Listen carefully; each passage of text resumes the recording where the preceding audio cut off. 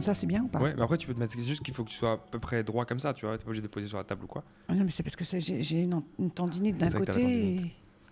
Eh bien, ça tourne déjà. Non. Si. Donc l'émission a déjà commencé depuis une petite minute là. Bienvenue à tous. Qu'est-ce qu'il y a?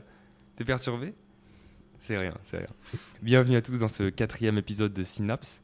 Oui, il faut mettre le téléphone en silencieux évidemment. Bienvenue dans cette 4e émission. On en a déjà fait 3 qui se sont plutôt bien passées. On est sur une émission test, encore une fois, c'est le début. On essaie de faire au mieux.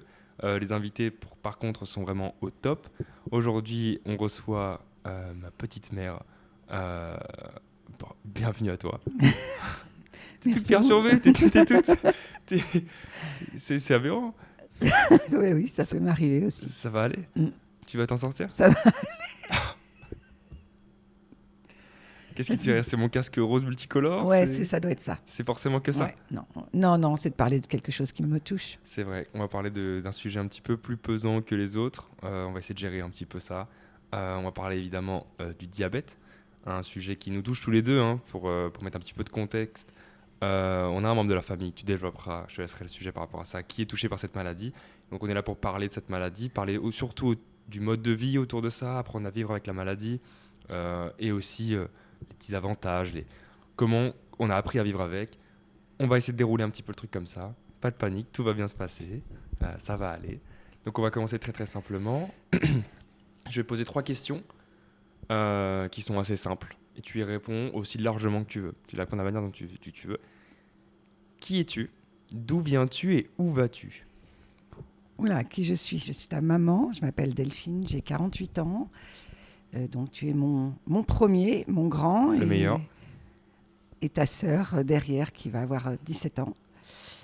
On est à Saint-Leu-la-Forêt, dans le Val d'Oise. Et où je vais... je sais pas où je vais. Et d'où viens-tu? Attends, tu as oublié d'où viens-tu? D'où je viens? Ah, je suis originaire de Vendée. Donc toi, tu es dans un truc géographique. Ok. Oui. Non, c'est juste que les gens répondent de manière très diversifiée. C'est-à-dire que ça peut être moi, je viens de Paris à 5 minutes, je viens de ce monde-là. Je suis originaire de Vendée. Je vis en région parisienne depuis 25 ans. Très très bien. Et où vas-tu en général? Comme tu le sens. Comment ça? Où je vais? La question est aussi large que... Je vais où le vent me mène. C'est très bien comme réponse, ça me convient très bien. Je vis au jour le jour, voilà. Carpe diem, hein. C'est ça. Carpe diem. Alors, première question, on va rentrer doucement dans le sujet parce que c'est assez pesant tout ça. Non, ton téléphone par contre c'est terrible. Est-ce qu'on a entendu cette chute de téléphone? Normalement on l'a eu. Oh, il est posé là, il bouge plus. Il bouge plus. Il a cassé. Non, il va bien. Alors on y va. Non, il va bien. Donc pour rentrer doucement dans le sujet, pourquoi tu as décidé de nous parler de ce sujet, donc le diabète, globalement sans parler de la maladie, pourquoi ce sujet-là particulièrement? Parce qu'il nous touche directement depuis bientôt 7 ans. 7 ans, voilà. C'est aberrant. 7 ans que ta sœur vit avec cette maladie qu'on a découvert un peu par hasard et que finalement on ne connaissait pas tant que ça. On a beaucoup de clichés sur le diabète. On pense qu'on peut être diabétique parce qu'on mange trop de sucre, par exemple. On en parlera tout à l'heure. Voilà, alors que ça n'a rien à voir. J'ai pensé que c'était un diabète occasionnel, qui était là juste le temps de sa puberté, comme on peut avoir un diabète quand on est enceinte. Et ce jour-là, voilà, tout s'écroule parce qu'on se rend compte que non, c'est pour sa vie entière à elle et pour une partie de la nôtre, en tout cas, le temps qu'elle sera avec nous. Et il faut apprendre à vivre avec cette maladie-là. Tu le dis très très bien. Il y a la machine à café qui s'éteint derrière. C'est pas bien grave. On est sur une émission où il devait y avoir une vidéo, il n'y a pas de vidéo. Oh, le bruit. Un petit café, mon loup. Je sais même pas si on l'entend, mais ça serait génial qu'on entende ce gros bruit qui vient détruire le moment émotion. C'est assez aberrant. Non, mais tu as très bien introduit le sujet en tout cas. Tu as parlé de la découverte un petit peu fortuite, qui sort un peu de nulle part. Raconte-nous ces petits épisodes un petit peu particuliers de comment on en est arrivé là. Ça faisait plusieurs mois que Thaïs, parce qu'elle s'appelle comme ça, avait tout le temps soif, très soif. Et nous, on n'a pas vraiment fait attention à ça, étant donné que ça a commencé en mai et qu'il faisait beau et chaud. Et nous aussi, on avait tout le temps soif, donc on n'a pas vraiment porté attention à tout ça. Tout au courant de l'été, elle a continué à avoir toujours très soif. On a remarqué qu'elle avait maigri. Et début septembre, à la rentrée scolaire, plusieurs parents qui connaissaient Thaïs nous ont dit qu'elle avait maigri. On avait un rendez-vous médical pour un certificat pour le hip-hop. Et quand on est arrivé voir notre médecin, c'était un 21 septembre 2007. Wow. 2007, non. 2017, ouais, pardon. Ouais. Le médecin l'a trouvée maigre également, a demandé si tout se passait bien. On a expliqué que non, que oui, mais qu'elle buvait énormément. À ce moment-là, il a fait demander un petit test urinaire avec une bandelette et une demi-heure après, on était aux urgences à l'hôpital pour faire des examens parce que la bandelette montrait qu'elle avait un taux de sucre trop élevé dans les urines. Très bien. Et c'est de là que commence cette aventure. Hein. Il n'y a pas d'autre mot pour décrire ce truc-là qui sort de nulle part. La suite, c'est qu'il y a cette arrivée aux urgences, mais il y a aussi du coup le suivi médical qui durera plusieurs semaines. Les débuts compliqués, de toute façon, le début de l'émission sera un peu comme la maladie, on suit un truc un peu chronologique. C'est les débuts compliqués, c'est la découverte de cette nouvelle maladie qu'on ne connaissait pas. Comment toi, en tant que mère, tu as vécu ce truc-là d'hospitalisation ? Très mal. Très mal parce qu'en tant que maman, on a envie que ses enfants soient en bonne santé. J'avais fait en sorte d'avoir des grossesses de qualité en me privant de tout ce que j'aimais pour pas prendre de risques. Enfin, on fait tout, on fait son maximum pour avoir des enfants qui soient bien. Et puis ça nous tombe dessus alors que c'est pas du tout en plus quelque chose qu'il y a dans notre famille. Et je le vis très très mal parce que je sais que ça va être un handicap pour elle toute sa vie. Et j'estime que c'est pas juste. J'aurais préféré, moi, être malade à sa place si j'avais pu. Ouais, tu le dis très bien. Il y a 2 ou 3 semaines d'hospitalisation après la découverte du diabète. C'est la découverte d'un nouveau monde. C'est la réalisation aussi. C'est le passage peut-être l'un des plus durs jusqu'au moment de la sortie où c'était un peu... Raconte-nous cette petite période assez difficile.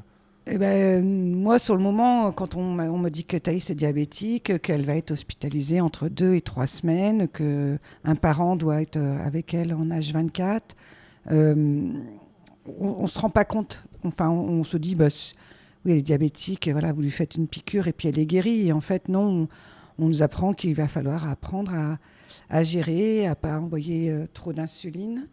Parce que si elle envoie trop d'insuline, elle va faire des hypos. Si on n'en envoie pas assez, elle fera des hypers. Que ce soit une hypo ou une hyper, ça entraîne beaucoup d'effets secondaires. Et en fait, il faut réussir à trouver ce juste dosage. Donc tous les jours, tous les matins, on a une diabétologue, une pédiatre spécialisée dans le diabète qui vient nous voir. Et on se retrouve à l'école à apprendre à calculer combien d'insuline il faudra envoyer suivant son taux de glycémie à ce moment-là, comment gérer une hypo, comment gérer une hyper. Et on nous dit que tant qu'on ne saura pas faire tout ça, on ne sortira pas.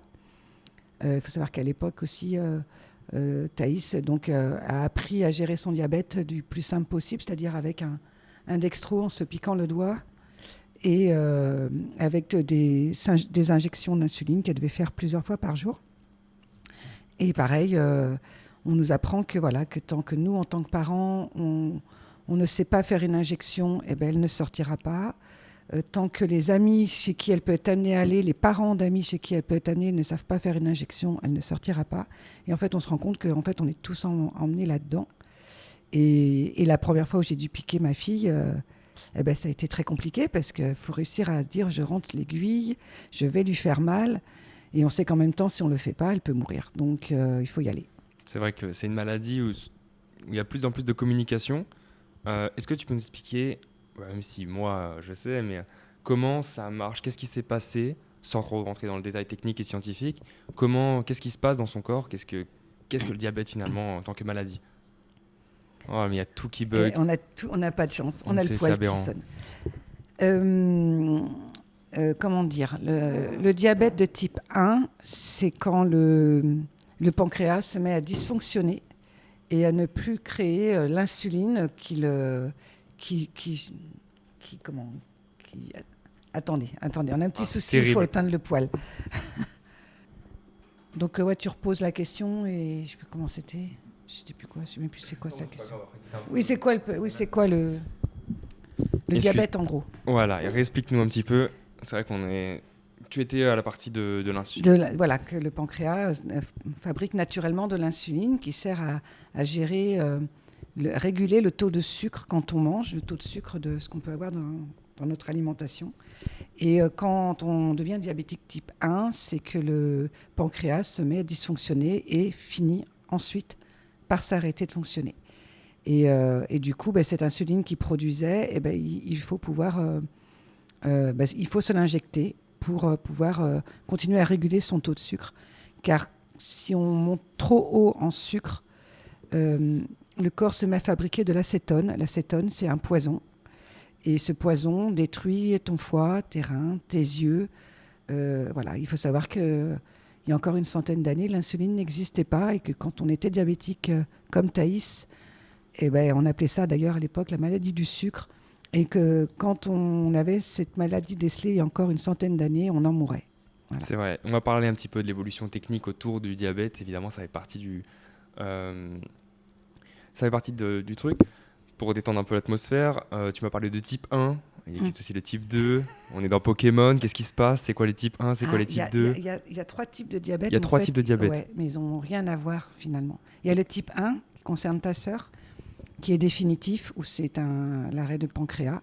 Le type 2, qui va arriver plus tard, en général, c'est plus des personnes un peu plus âgées ou qui ont une alimentation beaucoup trop grasse, beaucoup trop riche, qui manquent d'exercice. Là, c'est le type 2, il se soigne avec des médicaments. Ça peut être un médicament par semaine, un par jour. Mais on dit diabète type 2, mais en fait, on ne peut même pas les comparer, ça n'a vraiment rien à voir.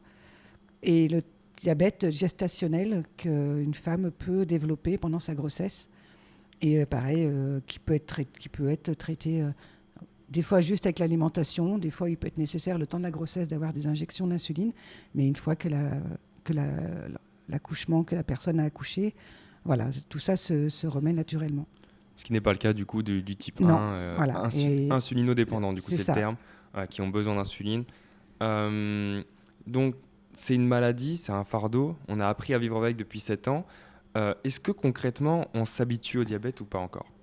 On apprend à vivre avec, mais en fait il est tout le temps, il est hyper vicieux le diabète, parce que on n'a pas de journée, voilà, on n'a pas de journée type. On peut pas se dire, il faut savoir que l'alimentation, les émotions, l'activité, tout ce qu'on va faire dans une journée aura une incidence sur ta glycémie. Et même si tu te dis que voilà, si tu manges 2 biscottes le matin, une compote, que tu manges tant de pâtes le midi, si tu as un repas type et tu te dis tiens, ce repas type, j'ai remarqué qu'en faisant ça, j'avais une super glycémie toute la journée, je vais faire ça tous les jours. Je vais manger comme ça tous les jours et puis comme ça sera impeccable. Sauf que non. Il suffit que tu aies eu du sport et du coup ta glycémie va changer. Il suffit que tu aies eu du stress parce que tu as une éval et ta glycémie va changer. Et en fait, il n'y a pas que l'alimentation qui rentre en jeu, c'est tout le fonctionnement de ta personne, voilà, de tes émotions. Si tu fais une journée où tu ne fais rien, tu consommeras beaucoup moins de sucre et d'énergie. Donc forcément, tu seras plus haut. Alors que si tu fais énormément d'activités, si tu vas marcher, si tu fais du sport, tu seras plus bas. Donc il faut savoir adapter son insuline et son alimentation en fonction de tout ça. Ouais. Alors c'est vrai que c'est assez typique de retrouver ce sujet dans ce type de podcast. On est là pour parler de sujets de vie, de petites passions. On ne peut pas vraiment parler de passion. Non. C'est pas vraiment le terme, mais c'est vrai qu'il y a cette idée de volonté et de mode de vie en réalité tout autour de ce truc-là. Pour revenir sur une question, on a un petit problème sur l'émission. J'en ai déjà parlé, c'est qu'il y a un mec dans les commentaires YouTube qui pose des questions de méchants. On appelle ça un hater, un haineux. Un haineux. Un haineux, mais un vrai, un méchant. Un vrai méchant. Un vrai méchant, pas beau. Et donc je vais te lire un de ses commentaires, tu me dis ce que tu en penses par rapport à... Parce qu'il maîtrise clairement pas le sujet, ce mec-là, c'est assez aberrant. On va lui expliquer, vas-y. On va lui expliquer. Il nous dit, non mais devenir diabétique, faut vraiment le vouloir et pas savoir prendre soin de soi. Il faut juste pas manger trop de sucre. Voilà, donc le gros cliché. Oh, le gros cliché. C'est ça, dis-le. Le gros cliché, ça n'a rien à voir avec l'alimentation. On peut avoir des personnes qui vont manger énormément de sucre et qui ne seront jamais diabétiques. Et en fait, c'est un gène qu'on peut avoir et qui peut se réveiller ou ne pas se réveiller. Et ça peut être dû à un choc psychologique, ça peut être dû à plein de choses. On ne sait pas pourquoi à un moment, ton corps, il décide de détruire ton pancréas. Voilà, ça, on ne le sait pas, mais une chose est sûre, c'est que les clichés de dire tu es diabétique parce que tu mangeais trop de sucre, ça n'a rien à voir, c'est complètement faux. Et il faut vraiment bannir cette idée-là que le type 1 peut être dû à ça. Un type 2, oui, effectivement, ça peut être dû au fait que tu manges un peu n'importe comment, mais pas un type 1. C'est vrai. Donc voilà, on a bien fait la différence entre type 1 et type 2. On a fermé la boîte à camembert à ce haineux. Il reviendra peut-être. Ouais. Il reviendra. Je l'attends. Tu l'attends de pied ferme. Il y a une question du coup, qu'on a un peu évoquée en trame de fond jusqu'ici. C'est celle de l'évolution technique autour de la maladie. On vit dans un monde où progressivement on sait de mieux en mieux gérer des maladies qui touchent de plus en plus de monde. C'est super. Ça touche aussi, c'est aussi le cas du diabète. Tu l'expliquais, il y a encore 100 ans, on mourait de la maladie du sucre. Aujourd'hui, on pense à l'implant, on pense à ce genre de choses. Comment ça a évolué et dans quelle direction? Explique-nous un petit peu. Aujourd'hui, comme j'ai dit à Thaïs, dans son malheur, elle a la chance d'avoir une maladie justement, voilà, qui est de plus en plus répandue et sur lequel, du coup, il y a énormément de recherches de fait pour que la vie du patient soit de plus en plus confortable. Donc, comme je disais au début, quand Thaïs a été décelée diabétique, il fallait qu'elle se pique le doigt pour sortir une goutte de sang, pour savoir à combien était sa glycémie. Il fallait qu'elle s'injecte 3 à 4 fois par jour avec une petite aiguille de l'insuline. Et puis, petit à petit, on lui a proposé un capteur qu'elle met sur son corps, sur son bras ou sur ses hanches, où elle veut, qu'elle peut garder 14 jours. Et ce capteur fonctionne avec un petit boîtier ou avec son téléphone. Pour préciser le capteur, physiquement parlant, dis-nous à quoi il ressemble pour que les... Et c'est un petit capteur, c'est un petit rond blanc, comme une pièce de monnaie blanc, voilà, l'équivalent d'une pièce d'1 euro, je dirais, et qui est tout blanc et qu'on voit souvent. Ça peut vous arriver des fois de voir en été des gens avec un petit rond blanc derrière le bras. Et bien, sachez que c'est un capteur de glycémie. Voilà, c'est aussi pour ça que... Voilà. Et du coup, il y a ce capteur-là, mais il y a aussi d'autres dispositifs. Il y a ce capteur-là, et ensuite, Thaïs est donc passée avec une pompe à insuline qui a un réservoir d'insuline et qui lui envoie déjà, qui est programmable, où elle peut envoyer, suivant les heures de la journée, un dosage différent d'insuline. Et également, avant chaque repas, en fonction de son taux de glycémie, elle peut renvoyer encore d'autres insulines. Et voilà, et du coup, on n'a plus besoin de se balader, par exemple, avec l'insuline dans une glacière, parce qu'il faut savoir que l'insuline doit être conservée au frais, au maximum. Donc, c'est un confort de vie pour nous, parce quand on partait pour la journée, il fallait toujours s'assurer d'avoir de l'insuline sur nous au cas où. Et là, maintenant, l'insuline, elle l'a dans sa petite pompe qu'elle a dans sa poche. C'est super discret pour elle. Ça évite les questions. Et, parce qu'il y a aussi ça aussi, c'est qu'il faut apprendre, nous, à vivre avec, mais elle aussi. Et c'est super pratique parce que voilà, c'est un confort, on peut tout réguler, on peut tout arrêter si on veut. Elle peut la débrancher pour se baigner. Ça ne lui emmène pas vraiment de contraintes. Et il faut savoir que ça continue d'évoluer. Maintenant, il y a également ce qu'on appelle la boucle fermée, où certains laboratoires ont développé un capteur donc, de glycémie en lien avec la pompe à insuline. Et finalement, ils sont reliés l'un et l'autre et ils font le boulot un peu tout seul de ce que fait notre pancréas naturellement. Donc, ça fait quelques années, peut-être 1 an ou 2 maintenant que ça existe.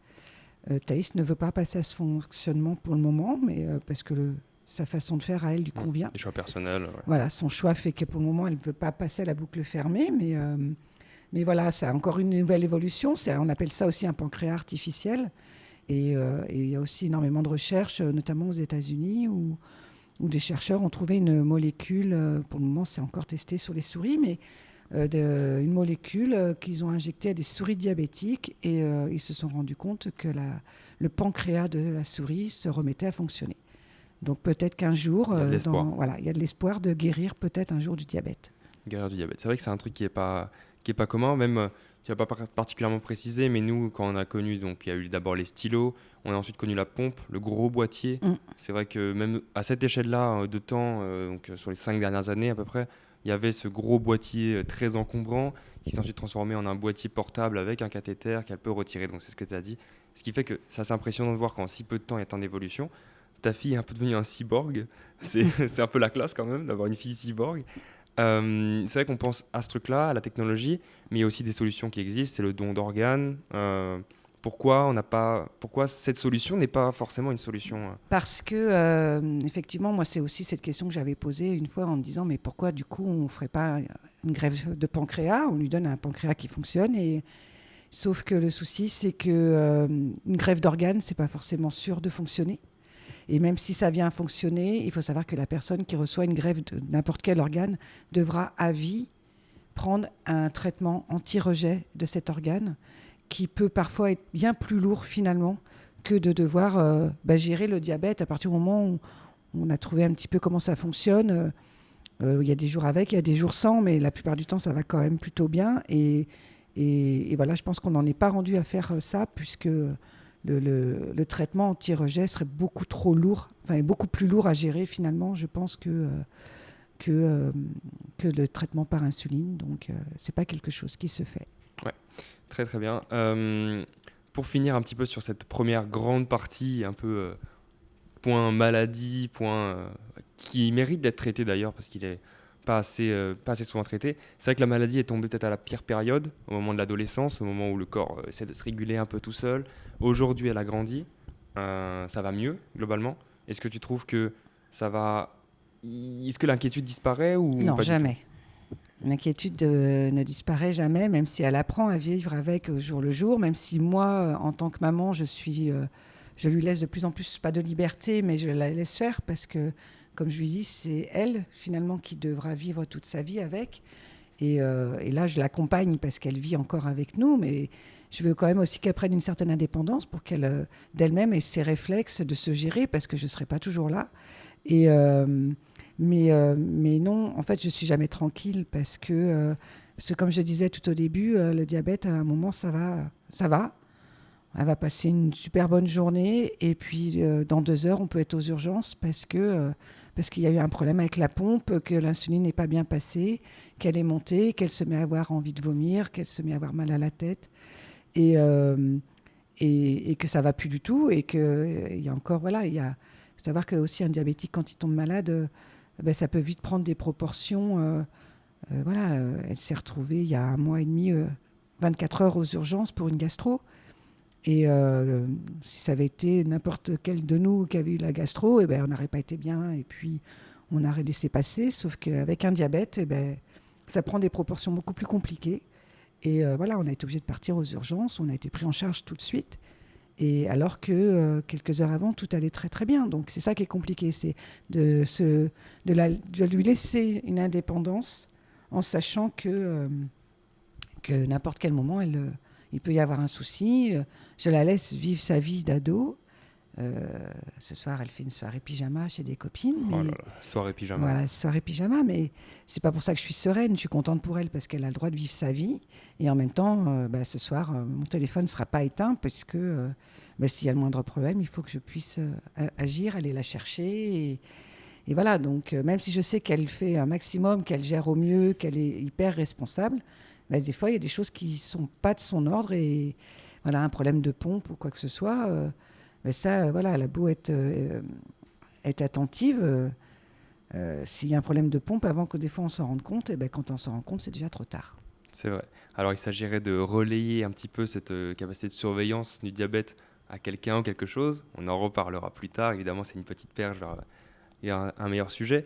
On est toujours dans ce côté un peu négatif de la maladie, même si maladie va souvent avec négatif. Mais on a su trouver un peu de positif malgré tout. Et rien de mieux qu'une question du hater pour essayer de passer d'un domaine à l'autre. Il a refrappé. D'accord. Cette crapule, on peut le dire. Est-ce que crapule, c'est un mot qui te définit correctement? Je l'attends. Tu l'as. Menace-le un coup là, mais doucement, avec un petit mot. Vas-y. Il nous dit de toute façon, les diabétiques, c'est vraiment des fraudes. Ça se dit handicapé pour passer devant un Disney, alors que ça se voit même pas. Voilà, c'est le problème du diabète, c'est que c'est une maladie invisible. Donc, on a un sujet qu'on va aborder un peu plus tard, mais nous, on a dû faire une demande auprès de la MDPH. La MDPH qui veut dire? Bonne question. Tu peux le faire. J'ai pour les personnes handicapées, à la fin, c'est sûr. MDPH, Maison des personnes handicapées, je crois. Si c'est quelque ça, chose bravo comme à ça. toi, parce que moi, je l'ai Peut-être, pas du tout. peut-être. À Je t'ai vérifier. piégé là. Ouais. Donc une Et demande. donc, voilà, d'une carte qui s'appelle une carte mobilité, qui nous permet, voilà, c'est une carte handicapée qui nous permet de passer parfois en priorité à la caisse d'un magasin, sachant que, voilà, nous, on s'est jamais servi, en tout cas dans les magasins, mais ça peut arriver, comme je disais, hein, d'un coup, ça va plus. Elle peut, si elle est très très basse, elle ne tient plus debout, elle est à la limite de s'évanouir. Donc, si on est en train de faire les courses à ce moment-là, effectivement, on peut se permettre de sortir cette carte et de justifier le passage prioritaire. Mais oui, c'est vrai que beaucoup de personnes ne comprennent pas que quand on dit que c'est une maladie handicapante, parce qu'avoir comme ça, ça ne se voit pas. Donc on se dit, il n'y a pas de raison de dire qu'elle est malade, tout va bien, quoi. Mais moi, j'invite ces personnes à venir vivre 24 heures avec elle. C'est ça, dis-leur. Voilà, viens vivre 24 heures avec Tu elle. dis ça au waiter. Il s'appelle Dark Silver 22. Voilà. Une journée de gastro où on est aux urgences, mais viens vivre sa journée et puis on verra si c'est pas handicapant. C'est bien. Non, mais c'est vrai que parce que c'est invisible, on peut facilement remettre en cause la légitimité C'est ça, du on se dit, handicap. oh, c'est rien. Non, c'est pas rien. Parce que c'est vrai que voilà, dans un endroit où il y a beaucoup d'attentes, il y a cette priorité qu'on permet à n'importe quelle personne handicapée, dont les personnes atteintes de diabète. Alors, ça fait partie des petits avantages de la vie, mais il y a aussi, avec le diabète, une très bonne nouvelle, hein, quelque chose qui est venu avec ça un peu plus tard. J'ai même pas vraiment envie de l'introduire avec une question, je pourrais. Mais je pense que le mieux, c'est que tu nous parles comment c'est venu, tu sais très bien de quoi on va parler. Oui, je sais. Comment c'est venu, qu'est-ce que c'est et puis, Eh ben, qu'est-ce que c'est? Eh ben, on a découvert 2 ans après le diabète de Thaïs qu'il existait une association dans la Drôme qui s'appelle Acadia. Faites des C'est des parents d'un enfant diabétique comme Thaïs qui avaient entendu parler qu'aux États-Unis, on formait des chiens qui étaient capables d'alerter le diabétique ou sa famille quand sa glycémie est en train de changer. Et ces parents-là ont décidé d'aller chercher cette éducatrice qui était franco-américaine et lui ont dit viens en France et viens former des éducateurs canins sur cette façon de faire avec les chiens pour qu'on puisse former des chiens et en donner à des familles pour les aider au quotidien. Et donc, nous, on a vu ça et on a décidé de faire une demande. Et voilà, c'est très long. Il y a eu déjà plus d'1 an d'attente entre le moment où on a envoyé notre candidature et le moment où on nous a recontactés pour nous demander si on était toujours partant pour cette aventure. On a dit oui. Et de là, il y a encore eu 1 an de rendez-vous, de Skype, de questionnaires, de déplacements où on a dû aller voir, rencontrer les chiens. Et en juin 2020, on est donc allé à Cadia rencontrer tous les toutous en formation. Et là, c'était juste extraordinaire parce qu'on les explique un petit peu tout ce qu'ils peuvent faire et tout ce qu'ils pourraient faire pour nous et pour Thaïs. Et on a fini par apprendre au mois d'août que Passy, une petite labrador qui à l'époque avait 1 an et demi, elle est arrivée dans notre vie. Voilà.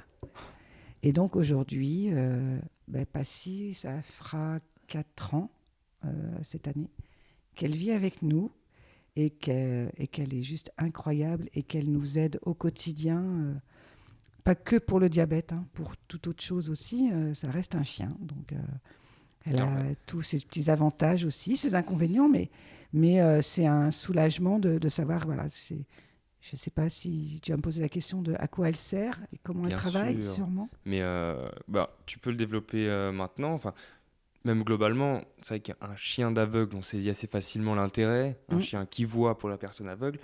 Le chien d'assistance au diabète, comme il peut exister pour l'épilepsie également. Oui. Qu'est-ce que concrètement, le chien, est-ce qu'il a des super pouvoirs? Elle a des super pouvoirs. Alors développe-nous. Il faut savoir que le chien a un odorat qui est, je ne sais plus combien, je ne voudrais pas dire de bêtises, mais développé par rapport à nous. Et il a la capacité de sentir donc des choses que l'on ne peut pas sentir. Et le diabétique, quand sa glycémie change, mais comme nous, hein, pas forcément que le diabétique, quand notre glycémie change, on dégage une odeur particulière que le chien, lui, sent, mais que nous, on ne peut pas sentir. Le chien est donc éduqué avec des échantillons de personnes en crise d'hypo ou d'hyper à reconnaître cette odeur.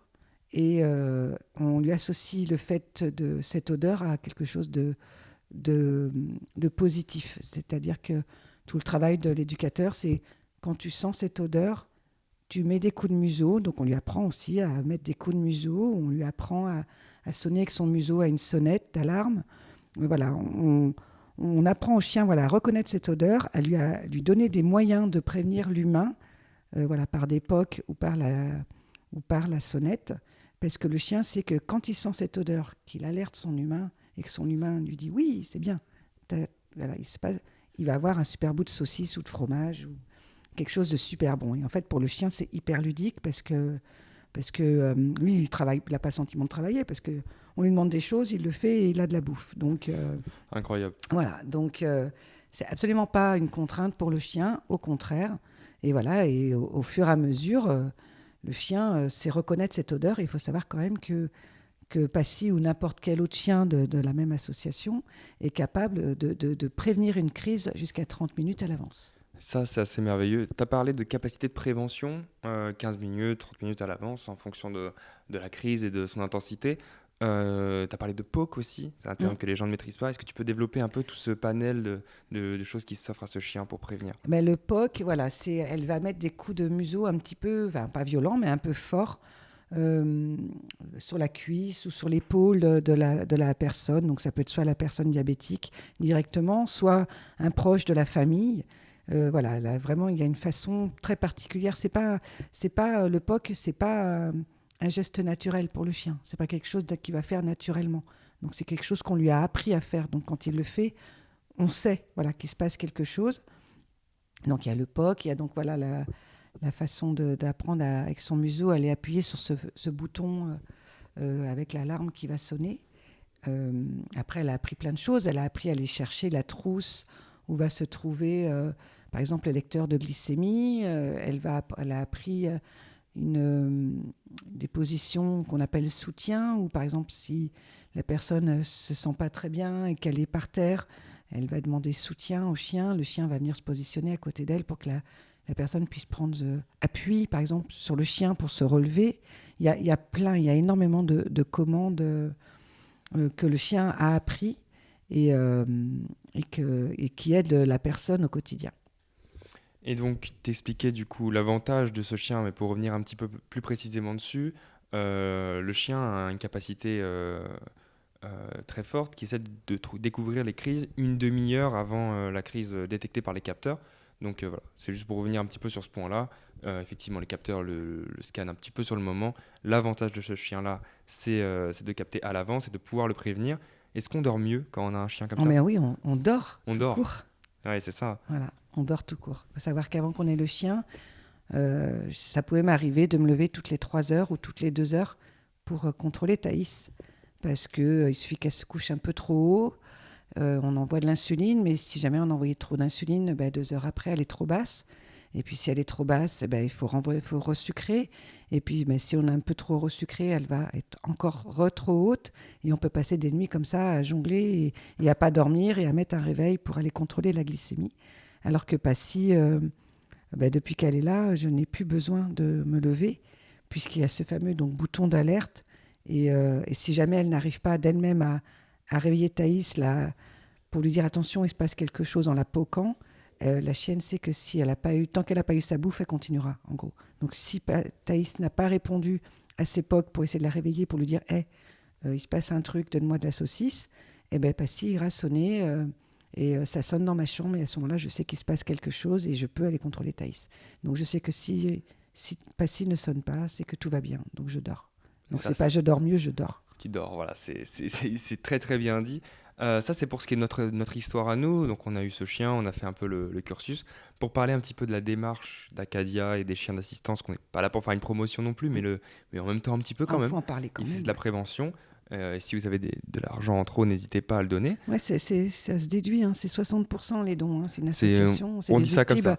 À 60 ou 66%. Ouais, un truc comme ça. Après, c'est comme vous le souhaitez personnellement. On fait une bonne action, on donne des sous et en plus on paye moins d'impôts, c'est chouette. C'est tout bénef. Voilà. Donc si ça marche que sur cette association-là, j'ai vu. Ouais, non, que c'est celle-là. que celle-ci. Ouais. Acadia sur Eloasso.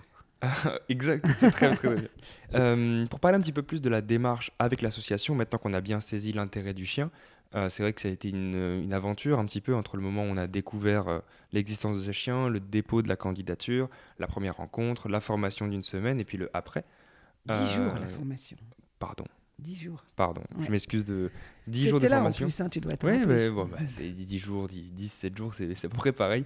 Il faut préciser du coup que c'est des chiens réformés guides d'aveugles. Pas forcément. Ah, Ah, tu vois, ah, tu sais pas tout. je ne sais pas tout. Non. Alors vas-y, À la développe. base, principalement, Acadia, leur but, c'était de sortir des chiens de refuge.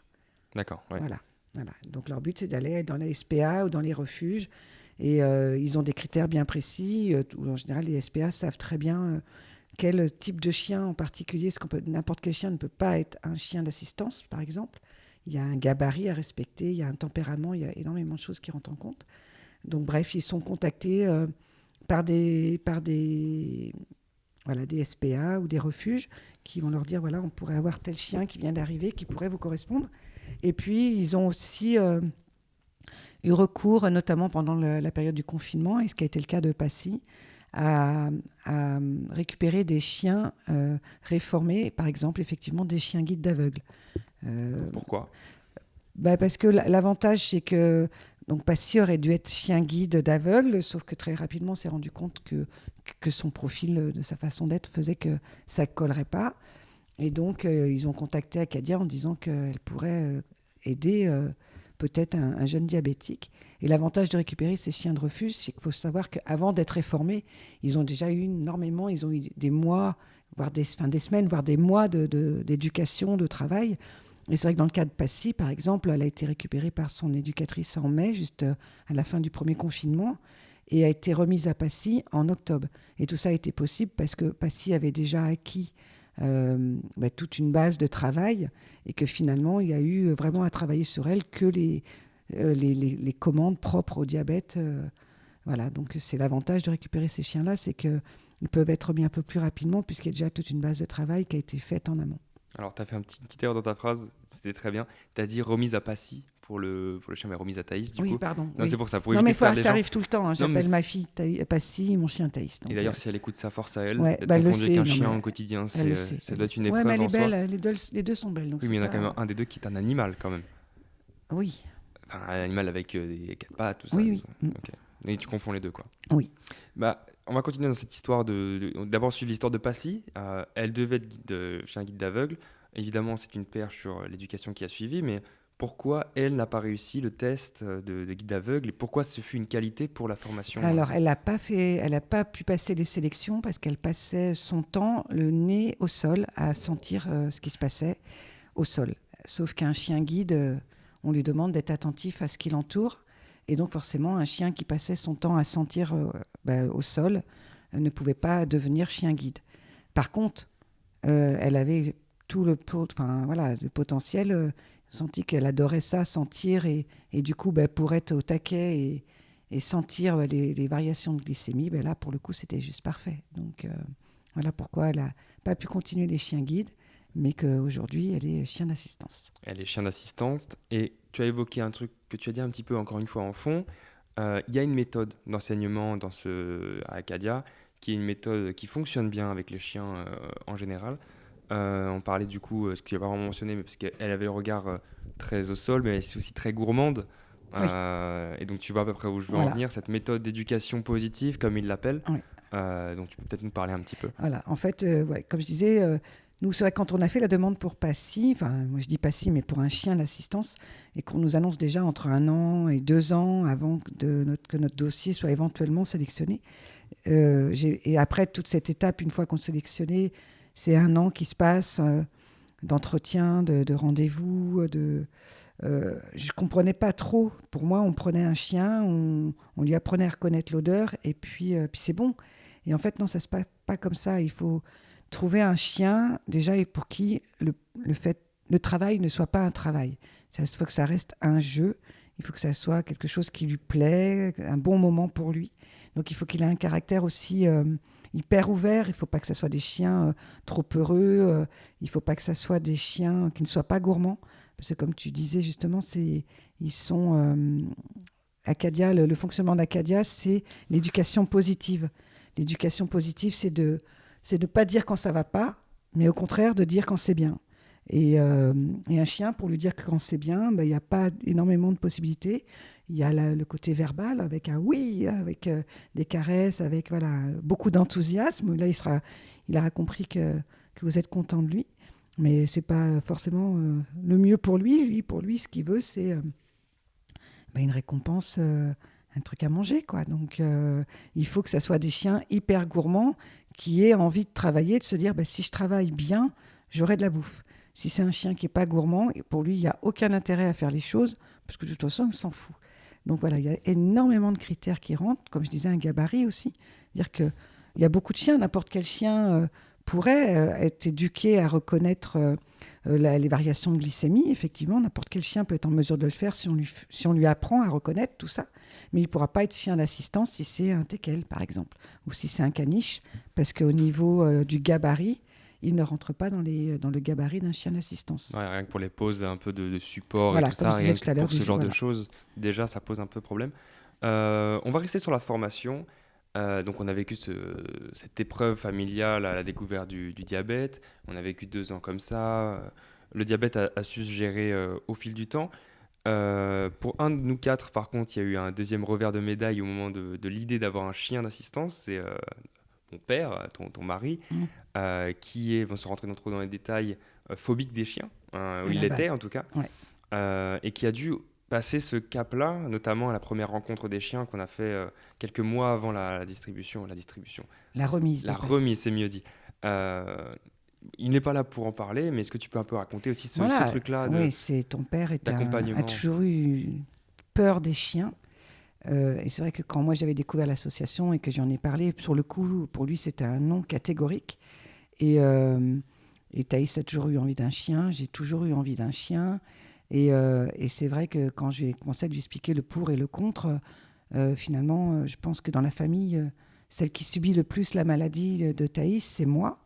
Donc, on a commencé à lui expliquer que c'était des chiens d'assistance, ça n'allait pas être un pitbull ou un malinois, ou c'est des chiens, la plupart du temps, pas si, je n'ai pas précisé, mais c'est une petite, ou peut-être si je sais plus, une petite labrador.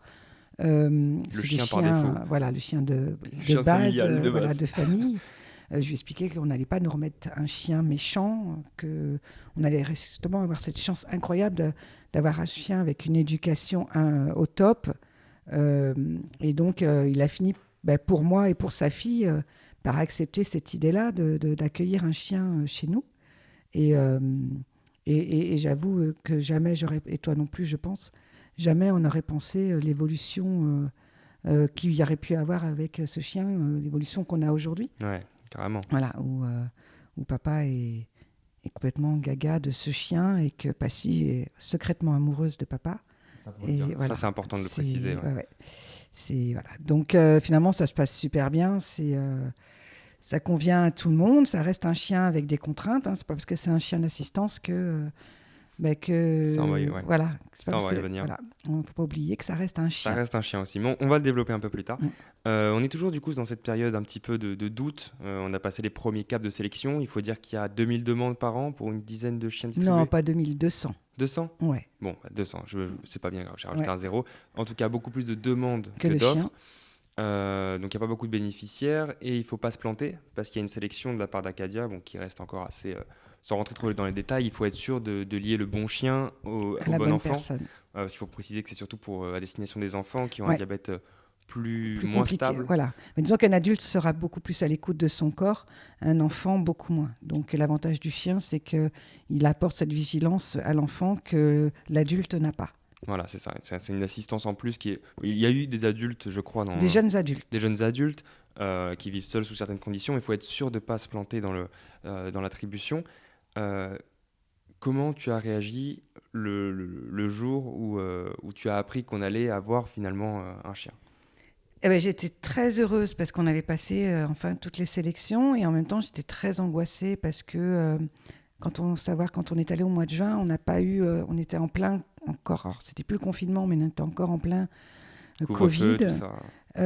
Et on était plusieurs familles, on n'était par groupe de 4 familles sur 2 jours à venir quelques heures à Acadia rencontrer les chiens. Il y avait 10 chiens qui étaient prêts, qui étaient en formation.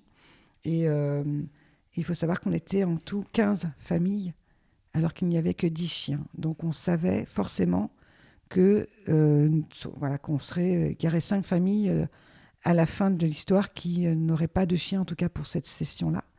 Et donc ça met une pression de dingue, parce que ça fait déjà 3 ans qu'on est dans cette attente. De voir les chiens, ça donne encore plus envie d'en avoir un. Et c'est vrai que quand on est allé au mois de juin, on n'a pas eu l'occasion on n'avait pas le temps de rencontrer tous les chiens. Donc ils avaient déjà fait plus ou moins des groupes. Et nous, on ne s'est pas retrouvés dans le groupe avec Passy. On a travaillé avec d'autres chiens avec qui on a eu un coup de cœur sur le moment.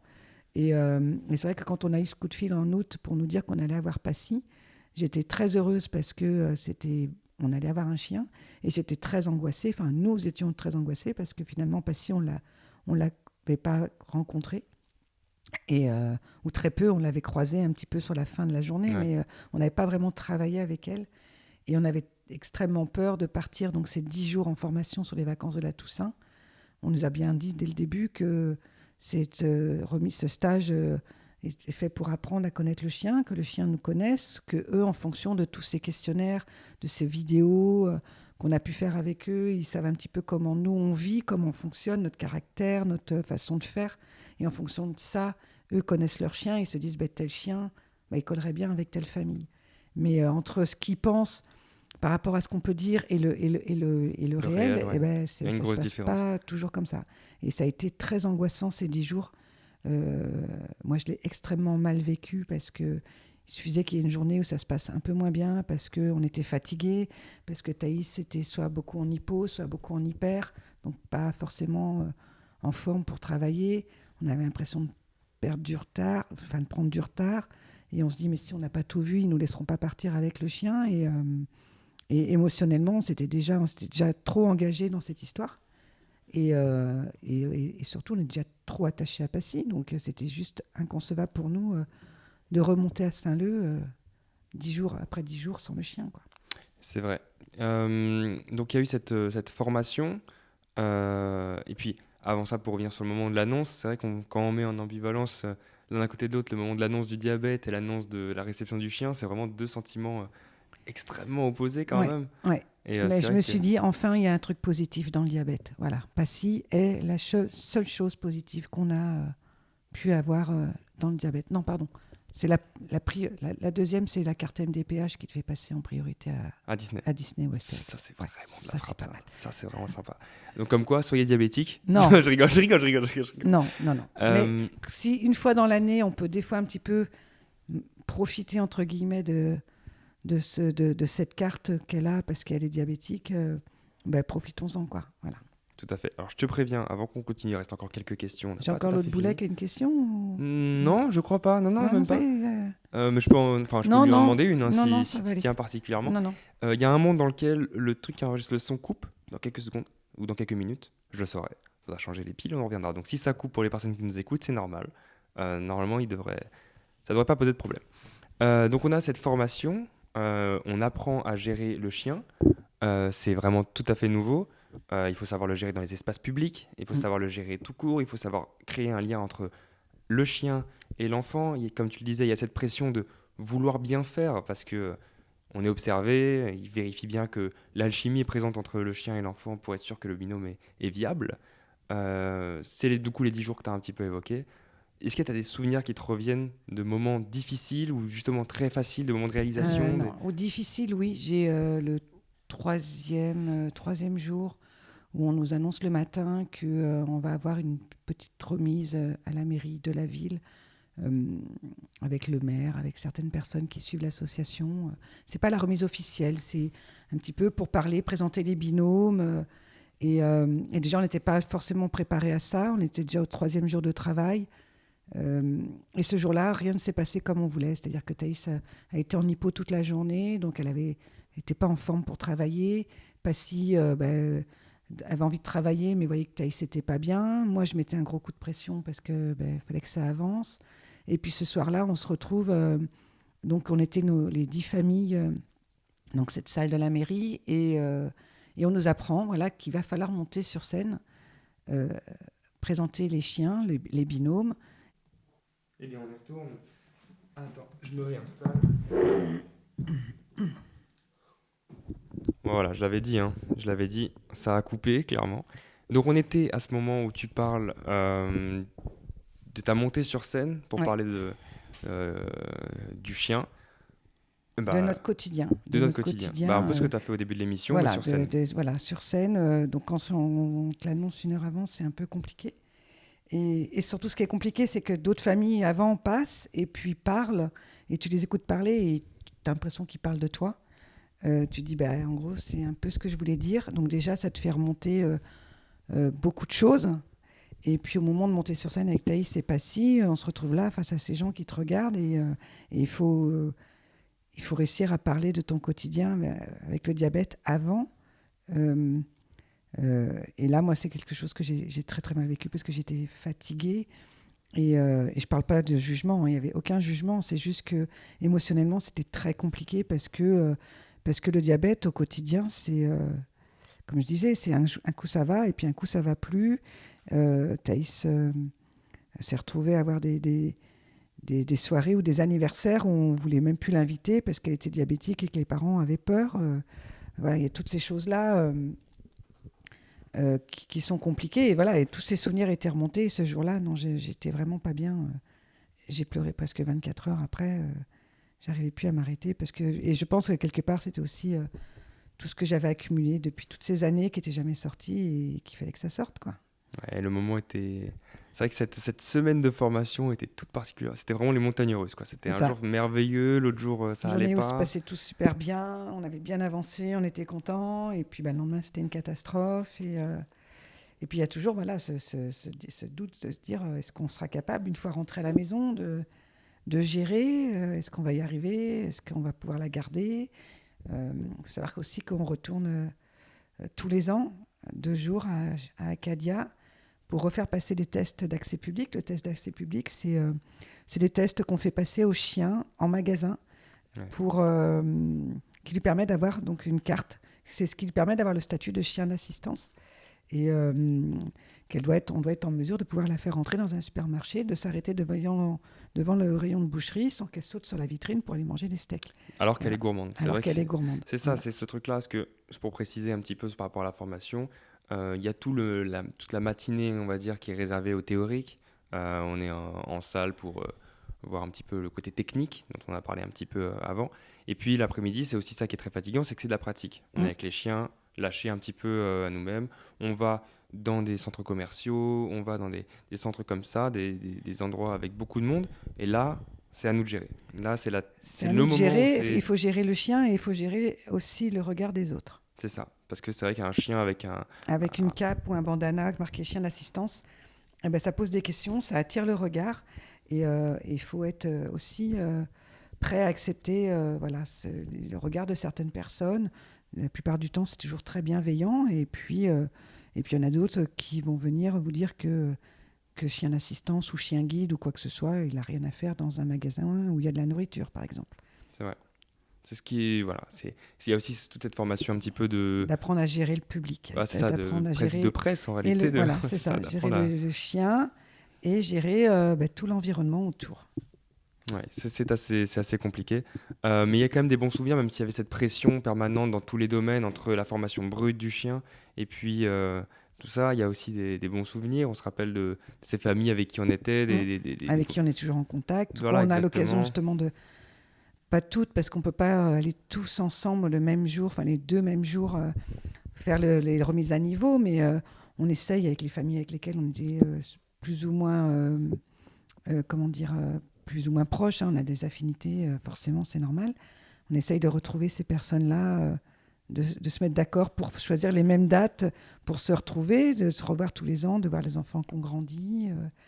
Et on dit toujours que c'est la famille Acadia, et c'est vrai que c'est un peu une nouvelle famille pour nous. C'est des gens qui vivent la même chose. Voilà. Et avec la même chance d'avoir ce chien d'assistance. Il faut parler de chance aussi. Ouais. Donc c'est 200 demandes par an à peu près. 200 demandes par an. Et là, il y a une trentaine de chiens. En tout, en France, sur toute la France, il y a une trentaine de chiens. Donc, voilà, et nous, à l'époque, on faisait partie. Et ça faisait Il y en avait qu'une quinzaine, je crois, nous, quand on est... Même moins que ça. Même peut-être moins, ouais. Donc, Il y avait on a déjà fait partie vraiment on a eu de la chance, on a fait la troisième, je crois qu'on était la troisième session. troisième session, je crois que c'est ça. Ouais. Donc c'est une chance, c'est clairement une Ouais. chance.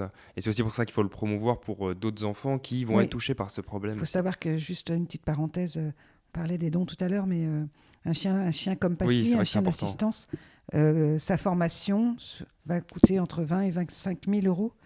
Et les chiens sont remis gratuitement aux familles. C'est-à-dire que nous, quand on nous a remis Passy, à part assurer ses frais vétérinaires, sa nourriture, ses jouets, ses doudous, Voilà, tout pour un chien, on n'a pas payé Passy. On nous l'a donné, prêté. Pour le moment, Passy ne nous appartient pas. ce qui est normal, ce qui Voilà, fait partie du jeu aussi. Elle appartient à l'association qui a le droit, s'il se passe le moindre chose, de reprendre Passy, mais voilà, il n'y a pas de raison. Et quand elle arrivera à l'âge de la retraite, on pourra officiellement l'adopter. Mais donc, ça coûte cher de former des chiens comme ça. C'est compliqué de trouver des chiens, parce que, voilà, comme j'expliquais, par rapport à tous les critères qu'on leur demande. Et surtout, il faut les éducateurs pour les... Donc, si on fait un don, soit en devenant... je ne trouve pas le mot. Parrain. Alors, soit parrain, ou alors juste en s'inscrivant. Ah oui, sur la liste. Voilà, je ne trouve plus le mot. Oui. C'est pas bien voilà, grave. ça coûte 20 euros le minimum de s'inscrire à Acadia. C'est déductible des impôts. Et je leur ai dit parce que c'est bien. Non, mais c'est important, c'est vrai que... Et c'est des sous, et ces sous-là, c'est l'occasion de former encore plus de chiens et d'aider encore plus de jeunes. Donc, Et là, pour le coup, c'est pas de l'argent gâché non. ou quoi que ce soit. On voit directement les résultats, On voit les résultats. à court terme. Et ça, c'est assez cool. Donc oui, je ne comptais pas autoriser la promotion. Oui. Adhérent, voilà. Adhérent, elle a trouvé le mot. On peut adhérer à l'association. Je comptais pas faire de promotion de quoi que ce soit dans cette émission, mais c'est vrai que là, pour le coup, le côté associatif mérite d'être un peu mis en avant. C'est quelque chose qui n'est pas encore reconnu par l'État, je crois aussi. Non. Donc, parce qu'il n'y a encore pas assez d'adhérents à l'association. Donc, c'est aussi pour ça qu'on en parle, pour que ça devienne quelque chose de généralisé, comme on peut voir du coup aux États-Unis. Si on veut, voilà, les chiens guides, par exemple, les écoles de chiens guides ont des aides de l'État parce qu'ils ont énormément d'adhérents. Et ce n'est plus des associations, ce sont des écoles. C'est ça. Alors qu'Acadia, pour le moment, a encore un statut d'association et donc n'a pas le droit à beaucoup d'aides de l'État qu'elle pourrait avoir si elle était reconnue comme école. Voilà, donc n'hésitez pas. Si vous ne savez pas quoi faire de votre argent, en ce moment en plus tout le monde a trop d'argent, donc si vous voulez vraiment et qui vous sert à rien, autant le mettre dans la bonne cause. Pour venir à cette formation, donc on a fait la formation l'accès public, on allait dans les magasins, on a appris à gérer Passy de A à Z pour que ça devienne notre chien, même si juridiquement c'est le leur encore. Il y a le moment de la fin de la formation, le dernier jour. En plus, TF1 est venu faire une... Ça, c'est quand même la grande classe. On est passé à TF1. On est passé sur TF1. Le mec m'a surpris avec des questions et tout. C'était un peu la classe. Moi, je suis passé sur TF1. Je sais pas si c'est ton cas, mais moi en tout cas... Moi aussi, j'y étais. Ah ouais, tu y étais aussi? Moi, j'y étais aussi. Je suis passé sur TF1. Et donc c'était le dernier jour. Et il y a un moment où on ferme la porte du petit square d'Acadia. On rentre dans la voiture. Et ça y est. Et on se dit, on rentre à la maison. Là, on part pour 7 heures de route. On retourne à Paris.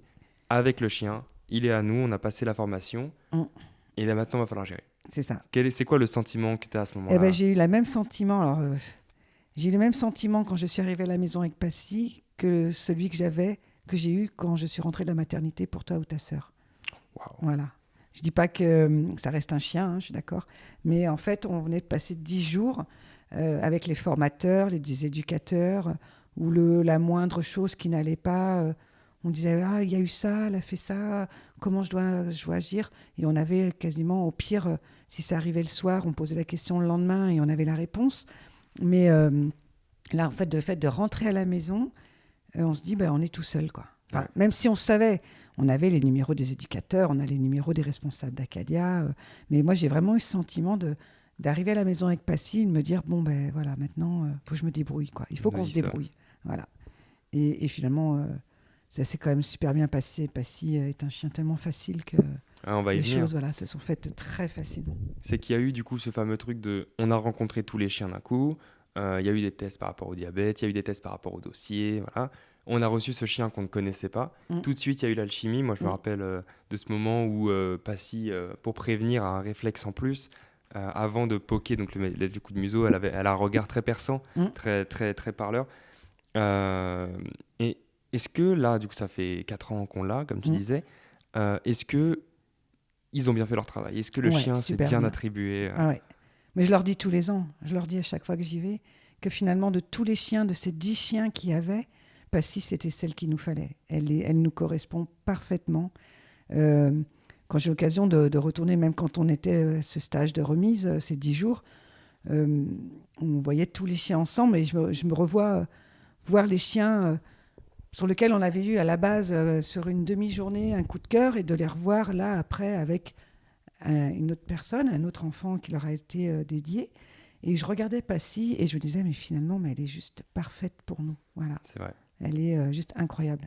C'est vrai qu'entre la crainte du père des chiens, on Mhm. reçoit un chien super calme, bon, un peu, qui joue un peu dans le jeu, hein, mais Mhm. c'est vrai très calme, très, très gentil, qui n'aboie pas, qui est Ouais. bien Non, mais elle est formé. parfaite. On a eu le chien On parfait. a eu la meilleure. Et donc, bon, on s'éloigne un petit peu du sujet avant de conclure, parce qu'il Mhm. faut qu'on arrive à la fin. C'est vrai qu'il y a aussi un point, c'est qu'on s'est focalisé pendant 2 ans entre la formation sur le côté assistance, de l'intitulé chien d'assistance. Mhm. On s'égare un petit peu du diabète, mais ça fait partie du jeu aussi. Ouais.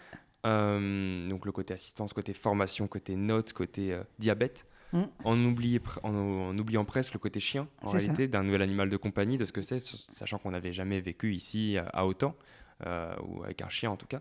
Raconte-nous un petit peu cette prise de Mais voilà, conscience-là. c'est ça, c'est que se rendre compte que même si c'est un chien d'assistance, elle a une éducation incroyable, elle est capable de se retenir un certain temps, mais en même temps, ça reste un être vivant, donc eh ben, elle a des besoins et c'est à nous aussi d'apporter tout ça. Et c'est vrai que sur le moment, moi je me rappelle toujours du premier jour de formation à Acadia, où justement ils nous ont dit quel mot vous vient à l'esprit quand on vous dit chien d'assistance.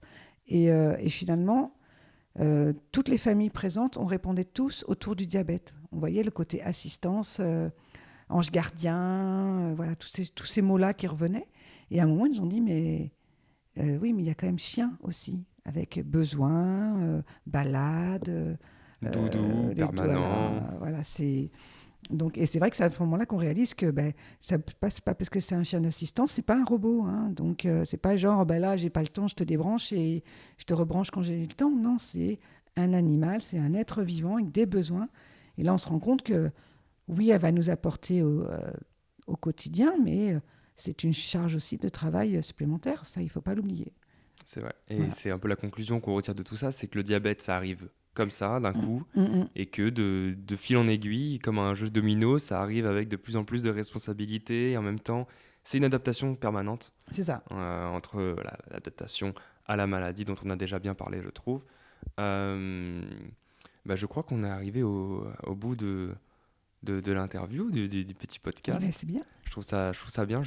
On a bien réussi et bravo. Ouais, mais T'étais un peu craintif par ouais, rapport. mais c'est jamais facile de parler du diabète. Enfin, si, c'est facile d'en parler parce que c'est quelque chose que je connais, donc toujours plus facile de parler de quelque chose qu'on connaît, mais c'est toujours compliqué de parler de quelque chose qui nous touche Ouais, émotionnellement. autant. Voilà. Donc, non, non, c'est bien. Non, bravo, On a réussi. bravo. T'as réussi à faire. Et peut-être, bon, je l'ai fait jusqu'ici, mais tu sais, les sujets d'avant étaient plus, entre guillemets, classiques. Mm. Par exemple, pour les jeux vidéo, j'ai demandé les 5 jeux vidéo préférés. Pour le skate, les 5 lieux. C'est difficile de demander les 5 meilleurs types de diabète ou les Ouais, ou 5. je peux te donner 5 meilleurs hôpitaux en urgence ou ceux où il Voilà, ne faut pas aller, peut-être, non, je sais pas. Non, mais je sais pas. Donc peut-être simplifier un petit peu ce truc-là, parce que c'est la question un peu dure de fin. Si tu devais retenir un moment, ou deux, parce que je t'autorise que les autres ont eu 5, donc toi je t'autorise 2 moments.